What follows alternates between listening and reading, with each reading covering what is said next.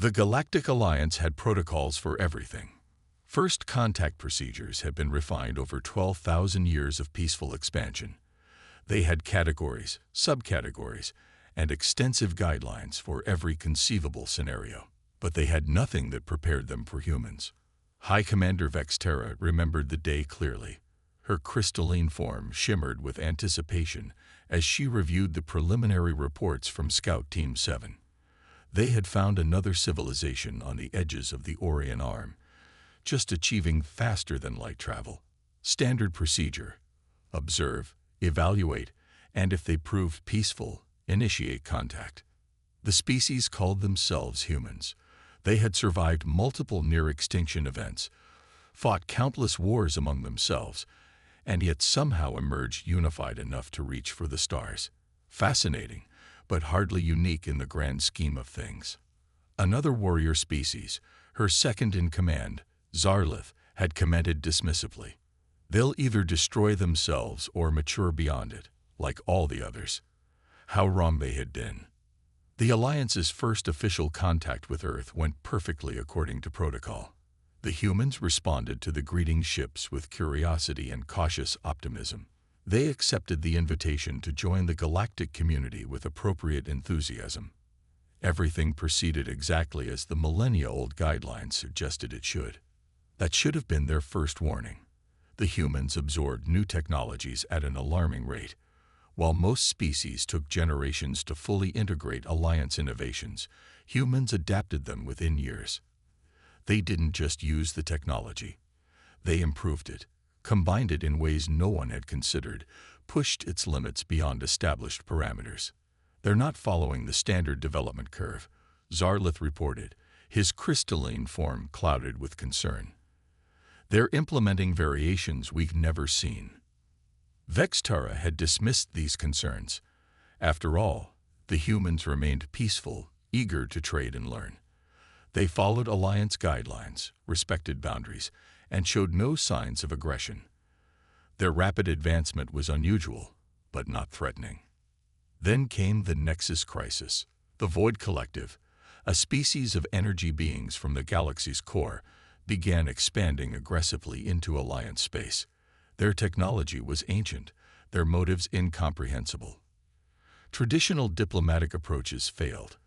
For the first time in 5,000 years, the Alliance faced real war. The decision to ask Earth for help seemed logical at the time. Humans had proven themselves intelligent and resourceful.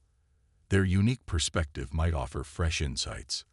The Alliance expected them to provide advisory support, perhaps some innovative defensive strategies. They didn't expect what happened next. Within days of receiving the request, Earth's response arrived. They didn't send advisors. They sent their fleet. Ships that the Alliance had dismissed as primitive variants of standard designs turned out to be something else entirely. The humans had taken Alliance technology and transformed it in ways that defied conventional understanding. These modifications shouldn't work, the Alliance's chief engineer declared, studying the first human dreadnought to arrive. They violated half our fundamental design principles. But they did work, spectacularly. The human fleet engaged the Void Collective in ways that shocked both allies and enemies alike. They didn't follow standard combat protocols.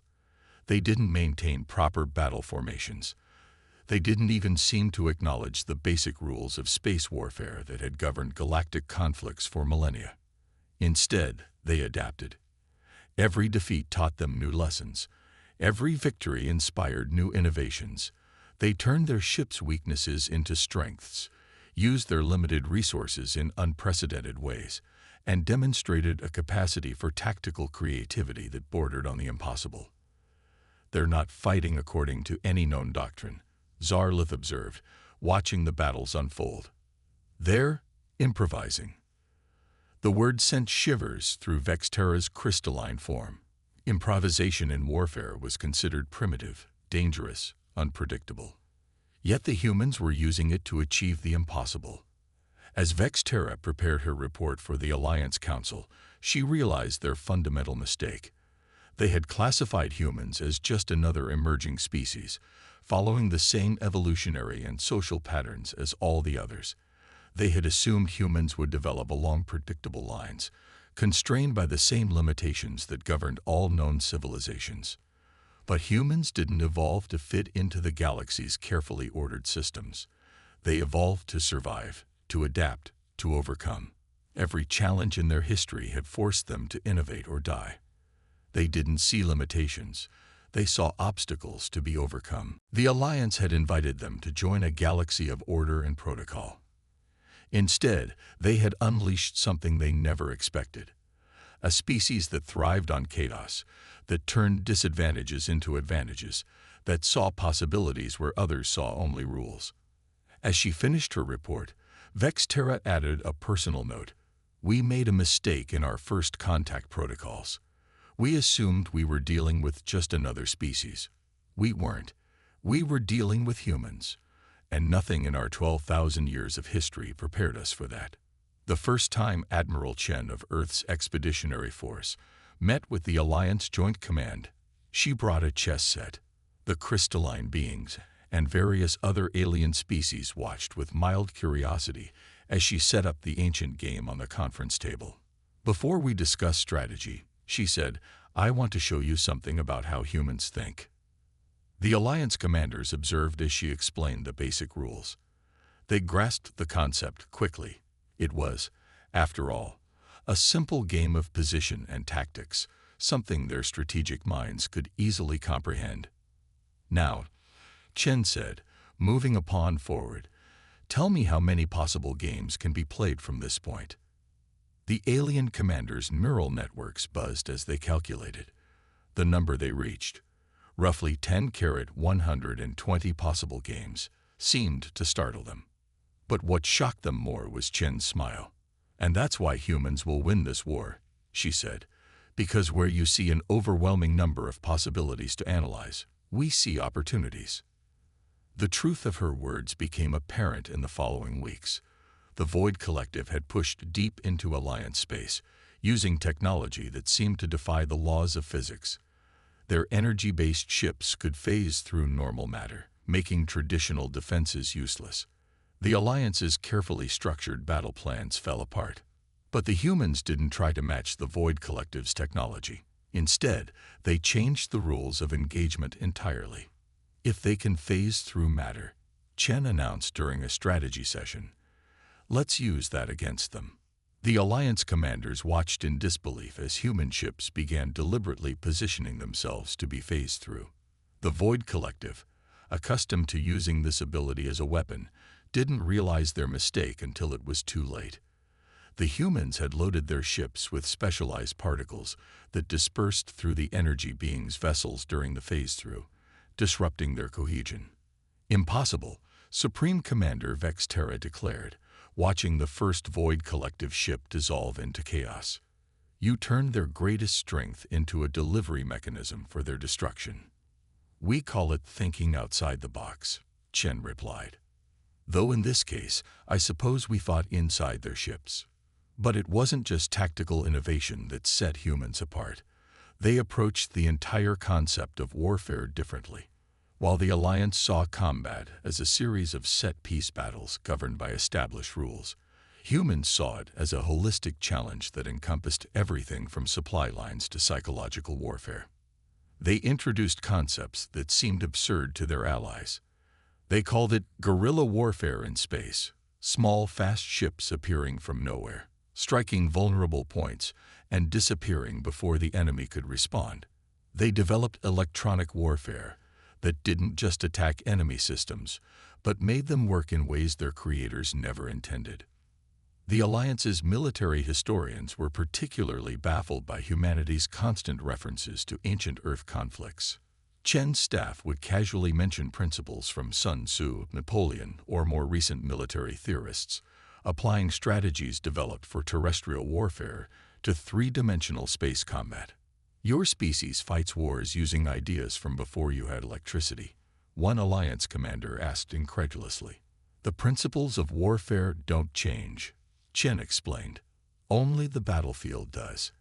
And humans have been studying how to win against superior forces for our entire history. The turning point came at the Battle of Proxima Centauri. The Void Collective had amassed their largest fleet yet, preparing to strike at humanity's home system. The Alliance expected the humans to fall back, to defend Earth directly. Instead, Chen launched an offensive.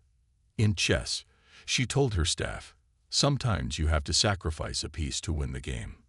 The human fleet charged straight at the Void Collective's armada.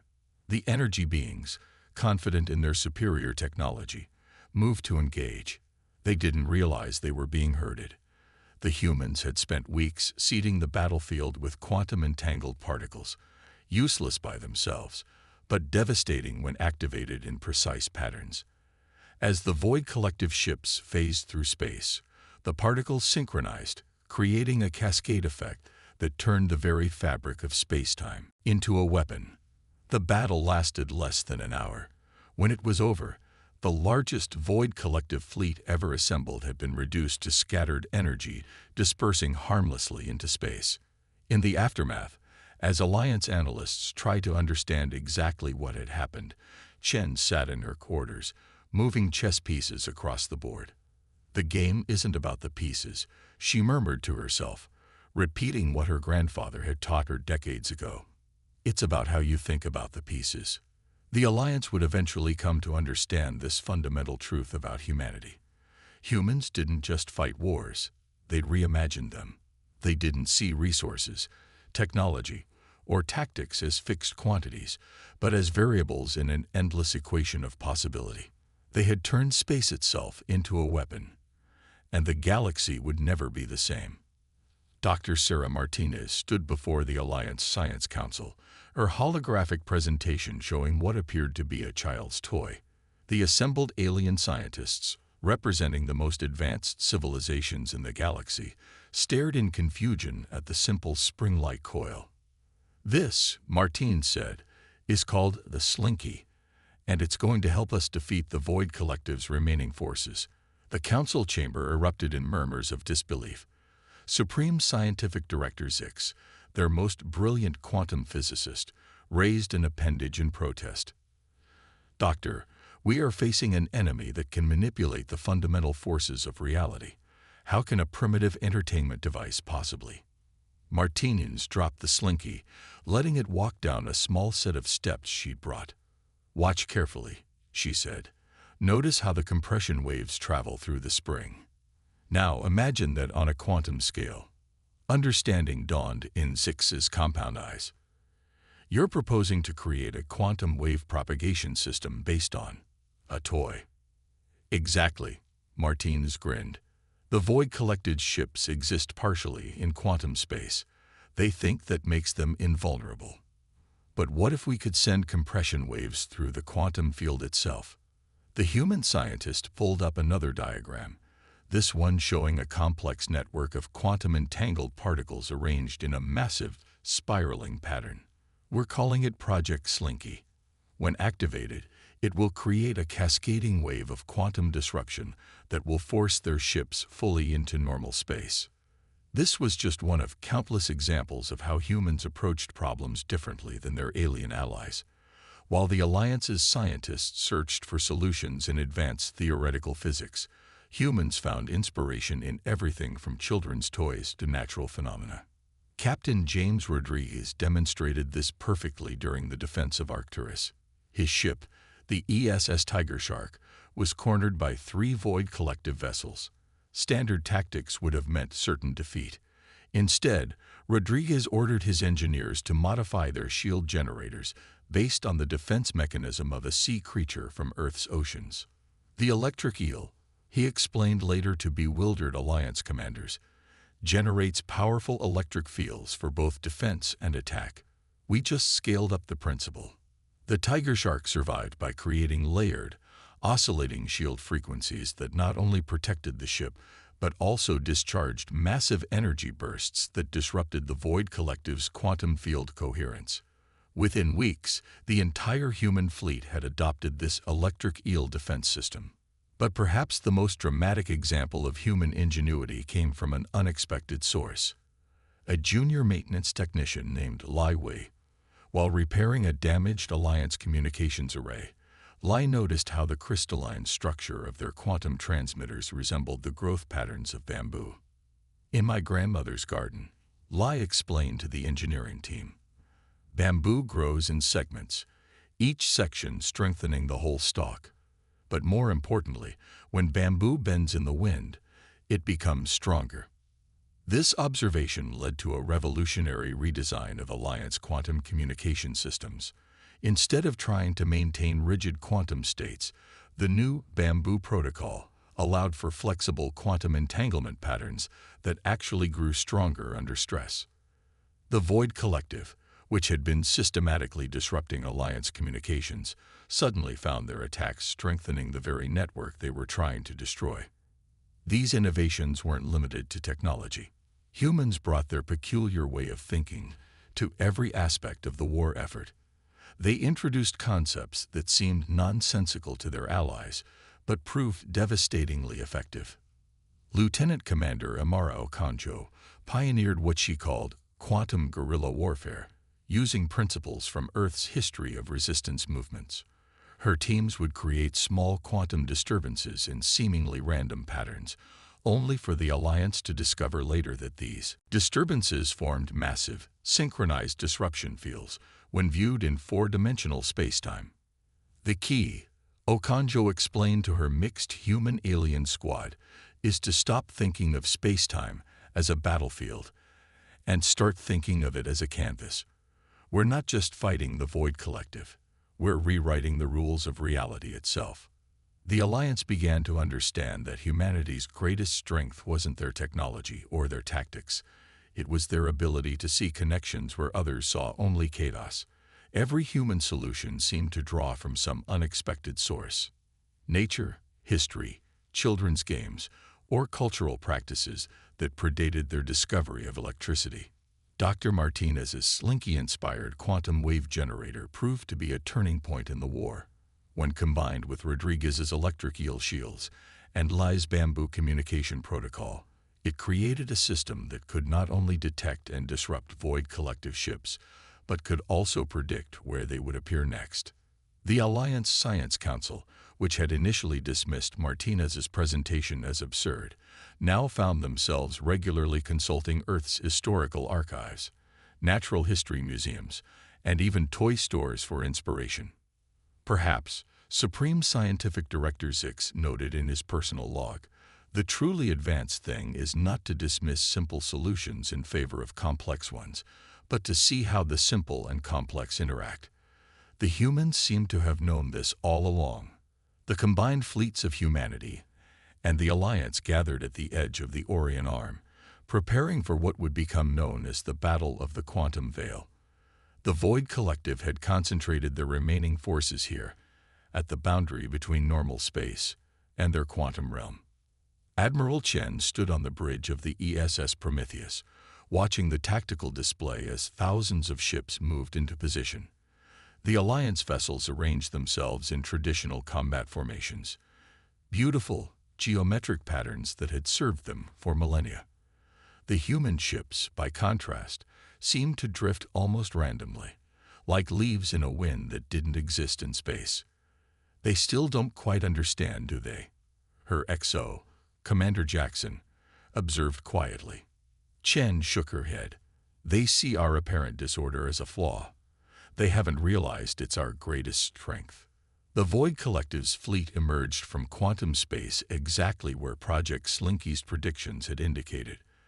Their energy-based ships rippled with impossible colors as they phased between dimensions, a sight that had once struck terror into Alliance forces. But this time was different.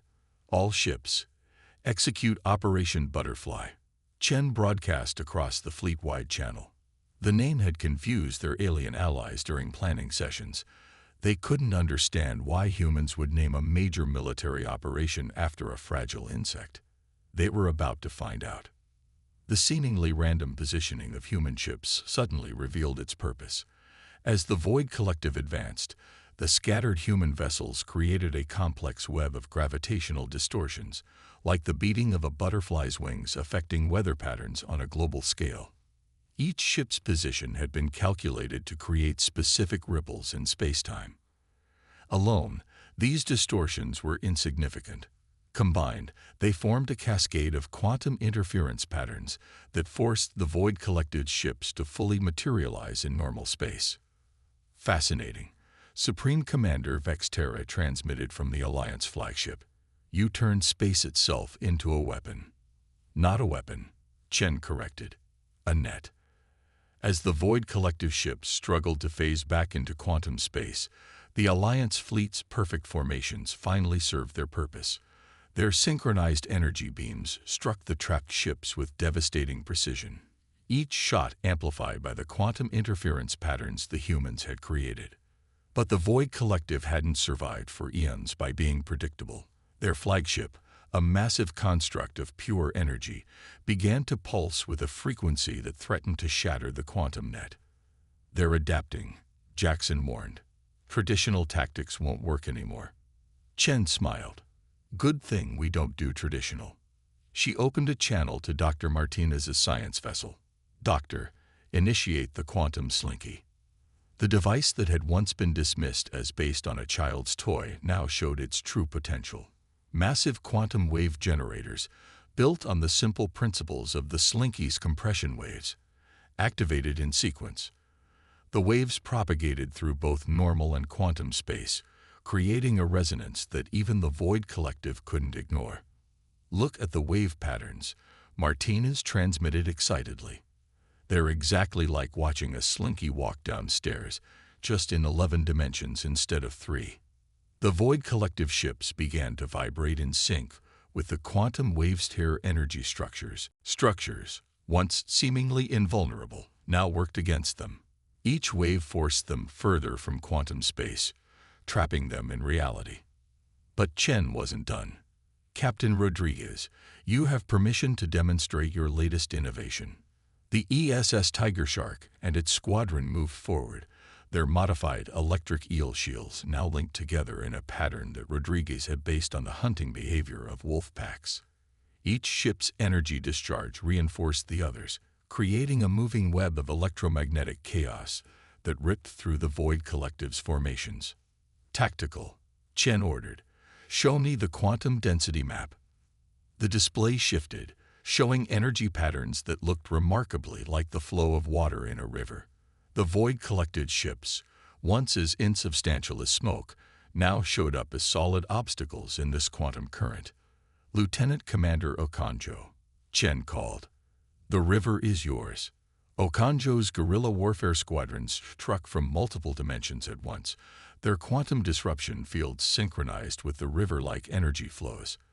They didn't target the Void Collective ships directly. Instead, they changed the underlying patterns of reality around them. Just like redirecting a river by changing the landscape, Okonjo transmitted. They may control quantum space, but we're rewriting its geography.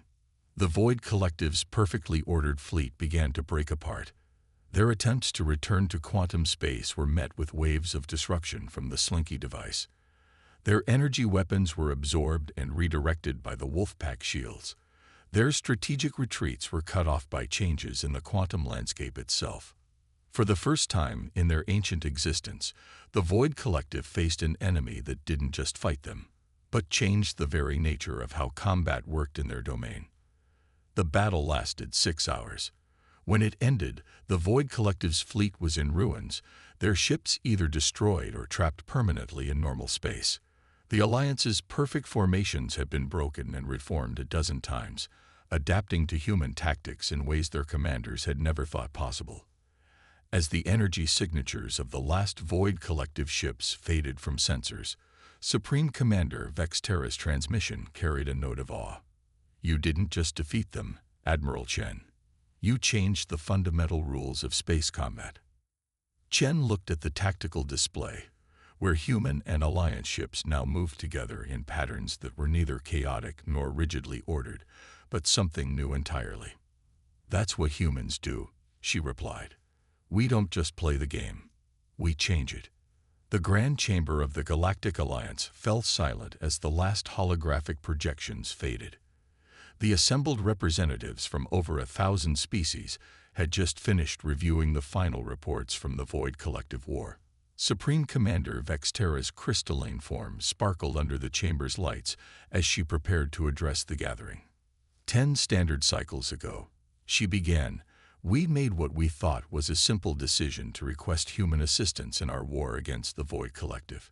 Today, we must acknowledge that this decision has fundamentally altered the course of galactic civilization. The chamber's displays activated, showing scenes from the various innovations humans had introduced. The Slinky-inspired quantum wave generators, the electric eel shield systems, the bamboo communication protocols. Each one represented not just a technological advancement, but a completely new way of thinking about problems. Our civilization has existed for 12,000 years, Vexterra continued.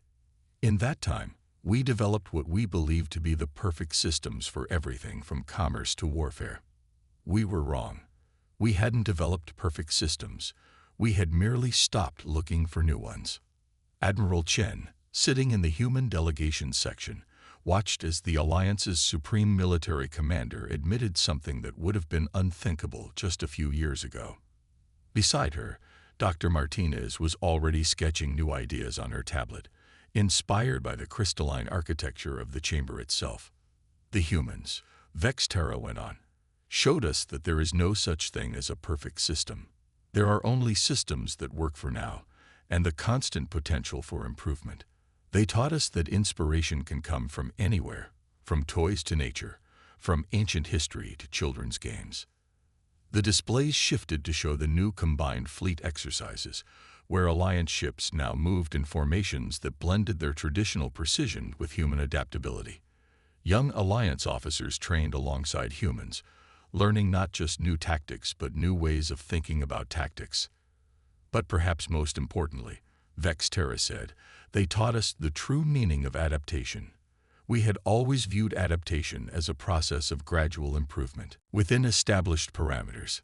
Humans showed us that real adaptation means being willing to question those parameters entirely.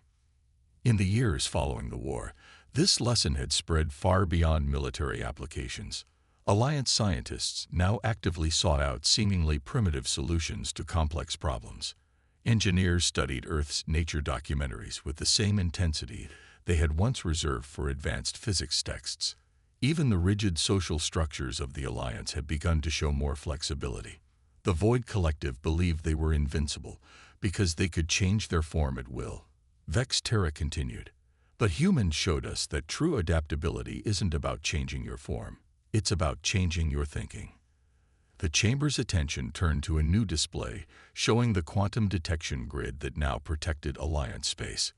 Based on a combination of human intuition and Alliance technology, it represented something entirely new in the galaxy, an innovation that was neither human nor Alliance in origin, but a true synthesis of both approaches. We stand now at a crossroads, Vexterra declared. The old questions of whether humanity was ready to join galactic civilization seem almost laughable now.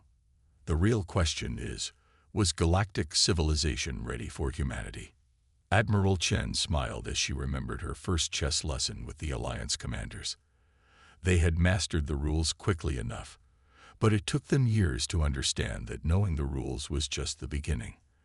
The real game was in knowing when and how to think beyond them.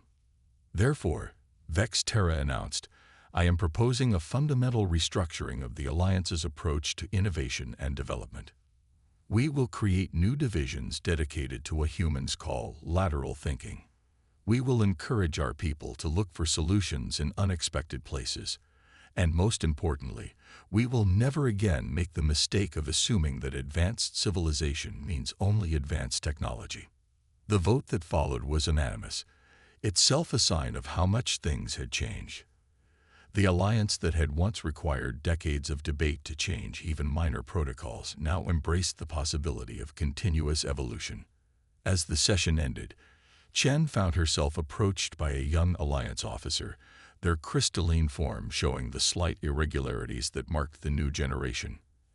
Admiral, the officer asked, is it true that humans learned some of their most important lessons from failure? Chen nodded. We have a saying on Earth: success teaches you nothing. Failure teaches you everything. The officer's form sparkled with interest. Then, would you say the Alliance's greatest failure was in underestimating humanity? No, Chen replied with a smile. Your greatest failure was in underestimating yourselves. You had the capacity for this kind of thinking all along. You just needed someone to remind you that the greatest advances often come from the simplest beginnings. As she left the chamber, Chen passed the small display case that had been installed near the entrance. Inside sat an original slinky, a simple toy that had helped change the course of a galactic war. Beside it, a quote had been engraved in multiple languages. The universe is not limited by our imagination. We are limited by our assumption that it is. The galaxy would never be the same. And that, Chen reflected, was humanity's greatest contribution of all.